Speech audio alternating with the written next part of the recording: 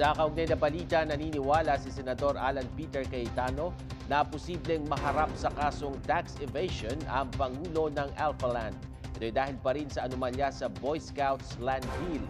Para sa detalye, nagbabalik si Maan Primero. Posibleng maharap sa kasong tax evasion ng presidente ng Alphaland Corporation dahil sa lumabas na anomalya na hindi nakapagbayad ng tamang tax sa land deal sa Boy Scout of the Philippines o BSP na umano'y may kickback si Vice President Jejomar Binay. Sa ginanap na pagdinig ng Senado kanina, posible umanong hindi nakapagbayad ng aabot sa 600 million pesos na tax si Mario Oreta ayon kay Senator Alan Peter Cayetano. Paliwanag ni Oreta mayroon lamang siyang 5% na share mula sa joint venture ng Alphaland at BSP at makukuha niya ang kanyang porsyento sa pamamagitan ng shares of stock sa Silvertown Property Development Corporation na ngayon ay Alphaland. It was lodged. That's why it did not appear in that list, Mr. Senator. Ayon kay Mercado, ito ang napunta sa kickback ni Vice President Binay. So nakita natin na nagbuhol-buhol ang kwento ni Attorney Oreta sapagkat yung mga dokumento mismo ang nagsasabing iba-iba ang presyong nilagay nila sa presyo talaga at perang pumasok sa kanila.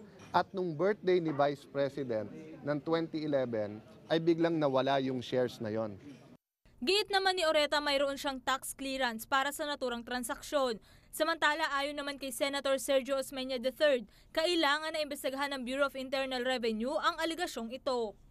Samantala tumangging buksan ng opisyal ng property developer na Alphaland Corporation ang kanilang bank account para busisiin dahil sa aligasyon na dito idinaan ang kickback ni Vice President Jejomar Binay mula sa joint venture ng Alphaland at Boy Scout of the Philippines o BSP. Ito ay matapos na hamunin ni Senate Majority Leader Alan Peter Cayetano si Mario Oreta na i-waive ang batas sa secrecy of bank deposits at buksan ang bank accounts ng Noble Care Management Corporation, ang kumpanyang pagmamay-ari ng Oreta na umano'y ginamit para idaan ang kickback ng Vice Presidente.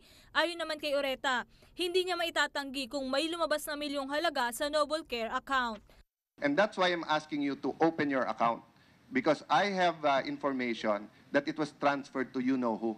But they refused to open their account, so hindi natin makikita kung saan. Ako po ang inyong kaibigan, Maan Primero para sa Newsline.